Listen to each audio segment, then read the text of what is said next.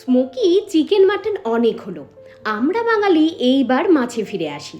আমি এইবার আসাতে আমার বাবা অফিস ফেরত পমফ্রেট ঝোলাতে ঝোলাতে নিয়ে আসলো। তা দেখে মা বলল, চল আজ পমফ্রেট অন্যভাবে করে দেখি। কি করলো চলুন দেখি।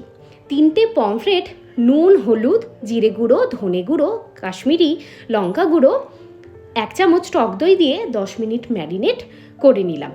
তাতে সর্ষের তেল মাখিয়ে দুপাশ গ্রিল করে নিলাম। এইবার জ্বলন্ত গুল বা চারকোল একটা ছোট পাত্রে দিয়ে তাতে সামান্য ঘি দিয়ে ঢাকা দিয়ে দিলাম, যাতে মাছে স্মোকি ফ্লেভার আসে। তারপর প্যানে সর্ষের তেল দিয়ে কালো জিরে, পেঁয়াজ কুচি, একটু রসুন বাটা, 3টে চেরা কাঁচা লঙ্কা, 1 চামচ ফ্যাটানো টক দই, সর্ষে বাটা, কাশ্মীরি লঙ্কা গুঁড়ো, স্বাদ মতো নুন, চিনি, একটু জল দিয়ে নেড়ে নিলাম। হালকা গ্রেভি হয়ে এলে পমফ্রেট মাছগুলো দিয়ে কিছুক্ষণ ফুটিয়ে নামিয়ে নিলাম। আর তৈরি করে ফেললাম স্বাদে গন্ধে অতুলনীয় স্মোকি পমফ্রেট। জানেন, এইটা বানিয়ে আমি চলে গিয়েছিলাম স্নানে আর বসে গেছিলাম পাতে।